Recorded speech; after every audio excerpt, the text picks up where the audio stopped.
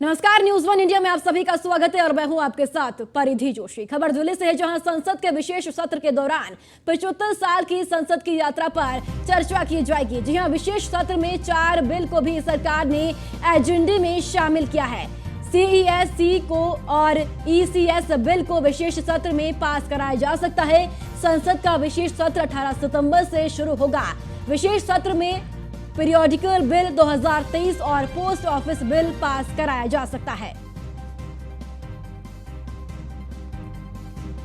18 सितंबर को विशेष सत्र आयोजित होने जा रहा है। कई ऐसे प्रस्ताव हैं जिनको पारित विशेष सत्र में किया जा सकता है। दिल्ली संसद के विशेष सत्र के दौरान 75 साल की संसद की यात्रा पर चर्चा की जाएगी। विशेष सत्र में 4 बिलों को भी सरकार ने एजेंडे में शामिल कर दिया है।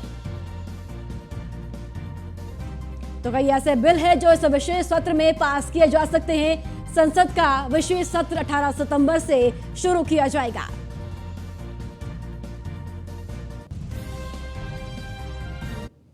वहीं G20 के सफल आयोजन से पूरा देश खासा खुश है। विदेश में भी इस समिट की हर तरफ चर्चा हो रही है। अब इस G20 समिट के नायक रहे पीएम मोदी दिल्ली बीजेपी कार्यालय पहुंचे, जहां कार्यकर्ताओं ने पुष्प वर्षा की और पीएम मोदी ने भी हाथ जोड़कर उनका अभिवादन किया।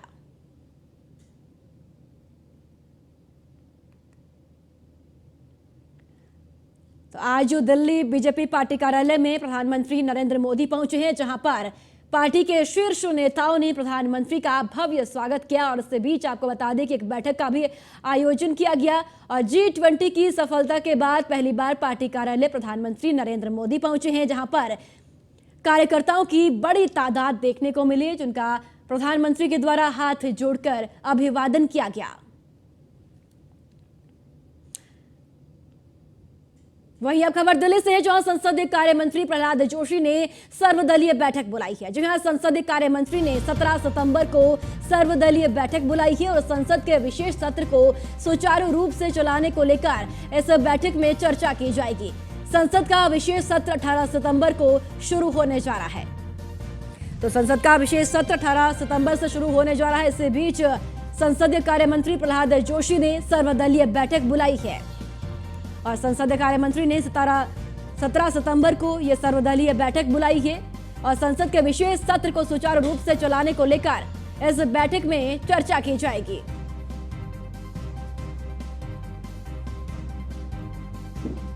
तो संसदीय कार्य मंत्री प्रहलाद जोशी ने बुलाई सर्वदलीय बैठक। जी हां, आपको बता दें कि संसदीय कार्य मंत्री ने 17 सितंबर को सर्वदलीय बैठक बुलाई है और इस बैठक में संसद के विशेष सत्र को सुचारू रूप से चलाने को लेकर चर्चा की जानी है। तो 18 सितंबर को संसद का विशेष सत्र आहूत होने जा रहा है। तो तमाम उन बातों को लेकर इस बैठक में चर्चा की जाएगी, किस तरीके से सत्र को चलाया जाएगा। तो 17 सितंबर को सर्वदलीय यह बैठक होगी और संसदीय कार्य मंत्री प्रहलाद जोशी ने बैठक बुलाई है।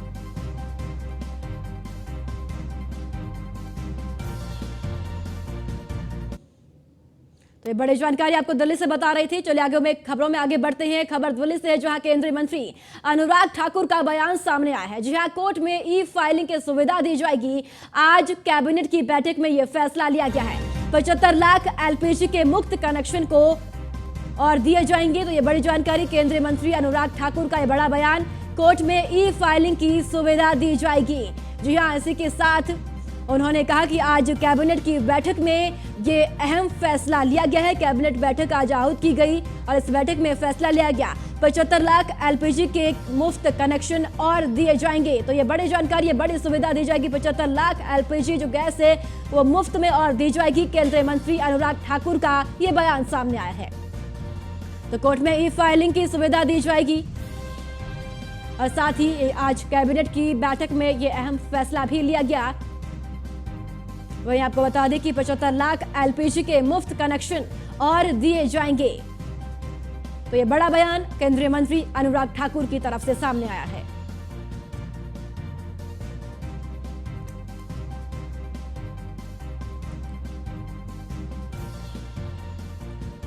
तो आज कैबिनेट की बैठक में यह फैसला लिया गया, जहां पर आपको बता दें कि कोर्ट में फाइलिंग की सुविधा दी जाएगी और साथ ही 75 लाख LPG के मुफ्त कनेक्शन और दिए जाएंगे। तो ये बड़ी सुविधा, एक बड़ा ऐलान किया गया है। केंद्रीय मंत्री अनुराग ठाकुर की तरफ से यह बड़ा बयान सामने आया है। फाइलिंग की सुविधा दी जाएगी, ये बड़ा बयान आया है अनुराग ठाकुर की तरफ से। साथ ही आपको बता दें कि कैबिनेट की बैठक हुई, जिस बैठक में यह फैसला लिया गया। वहीं INDIA गठबंधन की समन्वय समिति की पहली बैठक खत्म हो गई है। इसमें तय हुआ है कि इस नए विपक्षी गठबंधन की पहली साझा रैली मध्य प्रदेश के भोपाल में होगी। यह रैली अक्टूबर के पहले हफ्ते में होगी, यानी साफ है कि विपक्षी गठबंधन की निगाहें लोकसभा चुनाव से पहले राज्य में होने वाले विधानसभा चुनाव पर भी है। मध्य प्रदेश में से साल के अंत में विधानसभा चुनाव होनी है। दिल्ली स्थित शरद पवार के आवास पर बुधवार को INDIA गठबंधन की समन्वय समिति की बैठक बुलाई गई थी। इसमें सीट शेयरिंग आदि पर भी बात हुई है। इस मीटिंग में शरद पवार, KC वेणुगोपाल, TR बालू, तेजस्वी यादव, संजय राउत, संजय झा, हेमंत सोरेन पहुंचे थे। तो INDIA गठबंधन की तरफ से यह महत्वपूर्ण बैठक की गई है। लोकसभा से पहले विधानसभा चुनाव पर अब INDIA गठबंधन की नजर है। इसी बीच इसमें यह बैठक में यह फैसला लिया गया है कि मध्य प्रदेश में पहली रैली आयोजित की जाएगी। मध्य प्रदेश में साल के अंत तक विधानसभा चुनाव होने जा रही है, जिसको लेकर रणनीति भी लगातार INDIA गठबंधन तैयार करता हुआ नजर आ रहा है।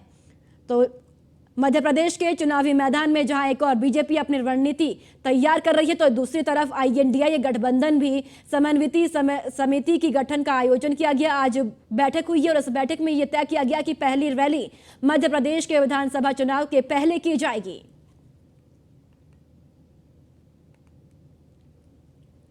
ये तस्वीर आपके सामने INDIA गठबंधन की बैठक हुई है। ये उस वक्त की तस्वीर है जब बैठक में कई बड़े नेता, INDIA के नेता इस बैठक में पहुंचे हैं।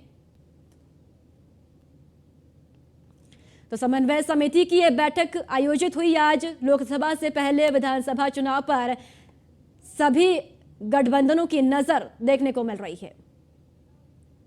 और यह वक्त हो गया एक छोटे से ब्रेक का। जल्द लौटेंगे, आप बने रहें न्यूज़ 1 इंडिया के साथ। ब्रेक के बाद एक बार फिर आप सभी का स्वागत है। चलिए खबरों में आगे बढ़ते हैं। बिजली की खपत कम करने और ऊर्जा दक्षता को बढ़ावा देने के लिए केजरीवाल सरकार अपनी इमारतों, कार्यालयों और स्ट्रीट लाइट्स का एनर्जी ऑडिट करवाएगी। इस एनर्जी ऑडिट का उद्देश्य बिजली की अधिक इस्तेमाल करने वाले स्थानों का पता लगाना और वहां स्मार्ट तरीके से बिजली की खपत को कम करने की रणनीति तैयार करना, साथ ही सरकारी भवनों के साथ साथ सभी वाणिज्यिक मॉल, प्लाजा, अस्पताल, संस्थागत भवन, बहुमंजिला और ऊंची घरेलू इमारतें, उद्योग आदि जिसमें स्वीकृत बार 500 किलोवाट और उससे अधिक है, उससे BEE के नियमों के अनुसार अपनी विस्तार एनर्जी ऑडिट कराना होगा।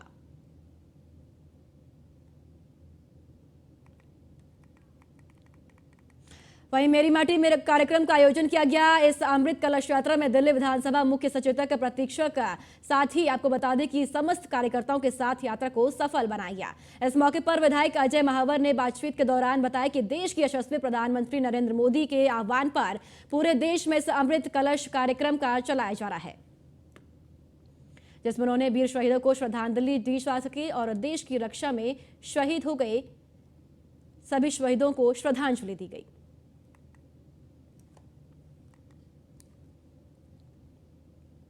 वहीं मेरी माटी मेरा देश कार्यक्रम के तहत मंडल के समस्त कार्यकर्ताओं द्वारा अमृत कलश यात्रा निकाली गई। इस अमृत कलश यात्रा में दिल्ली विधानसभा मुख्य सचेतक प्रतिपक्ष विधायक अजय महावर, उत्तर पूर्वी जिला अध्यक्ष पूनम चौहान के साथ समस्त कार्यकर्ताओं के साथ यात्रा को सफल बनाया गया।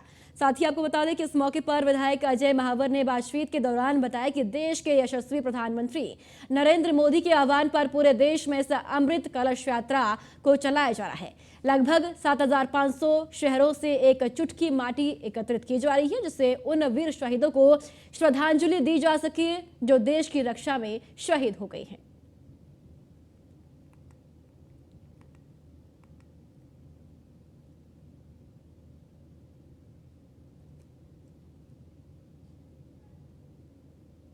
तो अभियान के तहत ये अमृत कलश यात्रा निकाली गई। आपको तस्वीरें भी आपके सामने है। यात्रा में विधायक अजय महावर सहित कई कार्यकर्ता भी मौजूद रहे हैं। मेरी माटी मेरा देश कार्यक्रम के तहत इस कलश यात्रा का आयोजन किया गया है और तस्वीरें उस वक्त की है जब कलश यात्रा का आयोजन किया गया। विधायक अजय महावर सहित कई नेता भी इस कार्यक्रम में मौजूद रहे हैं। मेरी माटी मेरा देश अभियान के तहत इस कार्यक्रम का आयोजन किया गया।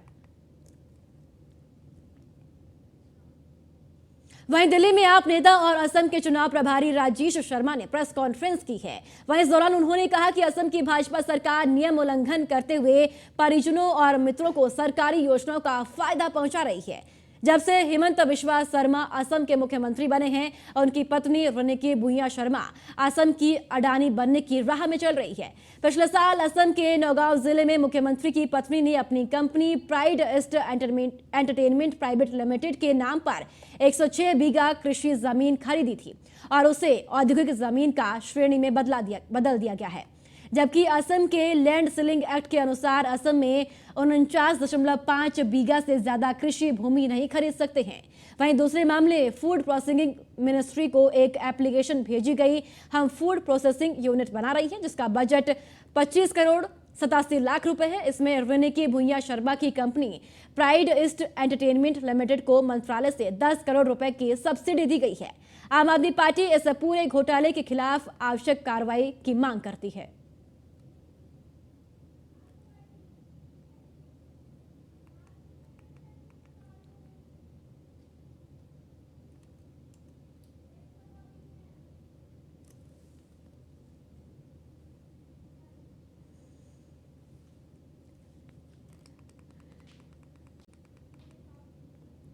आपको बता दें कि आप नेता राजेश शर्मा ने प्रेस कॉन्फ्रेंस की है और आप नेता राजेश शर्मा ने कई आरोप हिमंत बिस्वा शर्मा की सरकार पर लगाए हैं।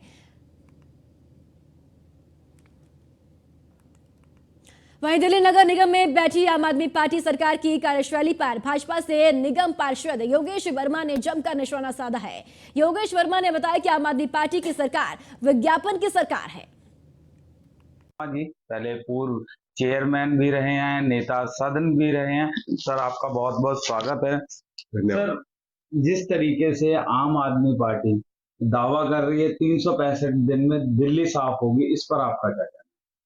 देखिए, आम आदमी पार्टी की जो सरकार है उसकी कार्यशैली को आपने दिल्ली सरकार में भी देखा कि किस प्रकार से विज्ञापन के माध्यम से वो सरकारों को चलाती है।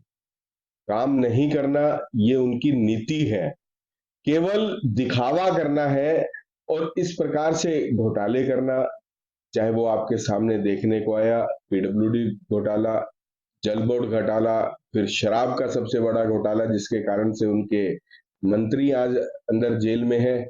अब ऐसे में क्योंकि ये लोग शराब के व्यापारी हैं और आज तक हम एक कहावत सुनते आए थे, पुरानी बोतल नई शराब, और वही हाल ये सरकार अब निगम के साथ भी कर रही है। आप इनकी कार्यशैली को देखिए, आज ये जनता में ना जाकर केवल एक ऐप के माध्यम से काम करना चाहते हैं और ये भी वही ऐप जो कि हमारे कार्यकाल के अंदर शुरू की गई थी और उस ऐप के माध्यम से हम जनता से जुड़े हुए थे। आज ये उसका इतना बड़ा ढिंडोरा पीट रहे हैं, उसके ऊपर इतनी ऐड कर रहे हैं, इतने विज्ञापन कर रहे हैं, उसके ऊपर प्रेस कॉन्फ्रेंस कर रहे हैं कि हमने ऐप 311 चलाई। अरे भाई, इस ऐप को चलाए हुए आज 4 साल हो चुके हैं और ये हम लोगों ने भारतीय जनता पार्टी ने अपने शासनकाल में स्टार्ट की थी और उसके माध्यम से हम जनता से जुड़े। वहीं यूपी विधानसभा में मॉक ड्रिल शुरू की गई है। एक के बाद कई धमाके करके मॉक ड्रिल को शुरू किया गया। लोक भवन के अंदर ये मॉक ड्रिल शुरू की गई है। एनएसजी के जवान, यूपी पुलिस के जवान और यूपी फायर सर्विसेज के जवान मॉक ड्रिल में शामिल किए गए हैं। लोक भवन के अंदर धमाके पर परखी की जा रही है। सुरक्षा व्यवस्था को मॉक ड्रिल के जरिए परखा जा रहा है। लोक भवन के आसपास के इलाकों को कवर करके ऑपरेशन चलाया जा रहा है। लोक भवन के अंदर एम्बुलेंस भेजी गई और लोक भवन के बाहर यूपी पुलिस के अधिकारी और जवानों ने सुरक्षा की जिम्मेदारी संभाली। लोक भवन के अंदर एनएसजी कमांडो चला रही है सर्च ऑपरेशन, जहां मॉक ड्रिल को नाम दिया गया ऑपरेशन गांडीव। ऑपरेशन के दौरान 2 की सांकेतिक मौत दिखाई गई है। मॉक ड्रिल के दौरान लोक भवन के अंदर 5 से 6 लोगों के होने की सूचना मिली थी। तो लोक भवन परिसर में मॉक ड्रिल चलाया गया है। यूपी विधानसभा में मॉक ड्रिल शुरू की गई है। ऑपरेशन के दौरान 2 की सांकेतिक मौत को भी दिखाया गया। प्रदेश के अंदर आतंकी गतिविधियों पर प्रभावी रोक लगाने के लिए लगातार प्रयास किए जा रहे हैं। आज की अगर हम बात करें तो मॉक ड्रिल की जा रही है। मैं इस समय लोक भवन के बाहर मौजूद हूं, जहां देख सकते हैं कि यूपी पुलिस और यूपी फायर के जवान हैं। साथ ही साथ लोक भवन के अंदर जो है एनएक्सी के जवान मौजूद हैं। 3 धमाके किए गए ताकि जो अगर इस तरीके की कोई आपात परिस्थितियां बनती हैं, धमाके होते हैं, इस तरीके से कोई हमला करने की साजिश रचता है तो उसको मिनटों में ही नाकाम किया जा सके, या फिर ये कह सकते हैं कि घटना होने से पहले ही अपराधियों को पकड़ा जा सके। उसको लेकर तैयारियां क्या हैं, कितनी देर लगेगी, कितनी देर में कौन कमांडो कहाँ जगह लेगा, फायर ब्रिगेड की गाड़ियां कहाँ खड़ी होंगी, उन तमाम चीज़ों को लेकर मॉक ड्रिल की जा रही है। तमाम लखनऊ पुलिस के जो आला अधिकारी हैं वो हैं। साथ ही साथ देख रहे हैं कि अलग अलग पोजीशन पे तैनात किया गया है। और साथ ही साथ फायर ब्रिगेड की एक गाड़ी इधर है, इसके ठीक सामने एक गाड़ी लोक भवन के गेट के बगल में लगी हुई है। कहीं ना कहीं आज दोपहर में ही उत्तर प्रदेश पुलिस के ट्विटर हैंडल से ट्वीट किया गया था कि उत्तर प्रदेश में आतंकी गतिविधियां ना हो सके, आतंकी घटनाएं ना हो सके, उस पर प्रभावी रोक लगाई जा सके। उसी को लेकर एनएक्जी के कमांडो ने अब कमर कसी है। साथ ही साथ स्थानीय पुलिस के जवान भी इस ऑपरेशन में शामिल हैं। तो कहीं ना कहीं इस तरीके की अगर घटनाएं होती हैं तो उस पर रोक लगाने का काम समय रहते किया जा सके। वीडियो जर्नलिस्ट अमित साहनी के साथ नीलेश चौहान, न्यूज़ 1 इंडिया, लखनऊ। और इसी के साथ इस बुलेटिन में इतना ही। दीजिए इजाजत, नमस्कार।